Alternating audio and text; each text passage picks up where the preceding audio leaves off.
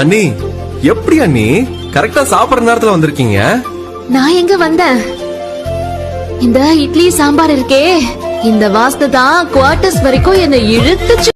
கும்பகோணம் கடப்பா எப்படி செய்யலான்னு பார்க்கலாமா? அரை கப் பாசிப்பருப்பு எடுத்து வாஷ் பண்ணிக்கோங்க. ஒரு உருளைக்கிழங்கு கழுவிட்டு 3 விசில் விட்டு வேக வச்சுக்கலாம்.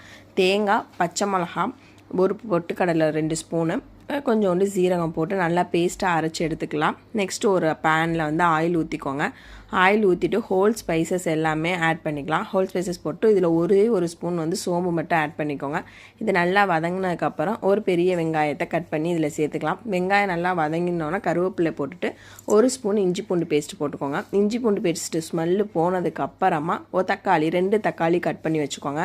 தக்காளியை ஆட் பண்ணி நல்லா வதக்கி விட்டுருங்க. வதக்கினோன்னா நம்ம அரைச்சி வச்சுருக்க பேஸ்ட் எடுத்து அதில் ஊற்றிடலாம். ஊற்றி இதை லைட்டாக வதக்கிட்டு ஃபஸ்ட்டு நம்ம வேக வச்சுருக்க பாசிப்பருப்பை மட்டும் இதில் ஊற்றுங்க. ஊற்றி நல்லா கிளறி விட்டு கொஞ்சம் கொதிக்க விடுங்க. கொதிக்க விட்டதுக்கு அப்புறமா நம்ம வேக வச்சுருக்க உருளைக்கிழங்கை அதில் போட்டு நல்லா கொதிக்க விடுங்க. கொதிக்க விடும்போது வீடே அப்படி ஒரு ஸ்மெல்லாக நல்லா கமகமன்னு இருக்கும்.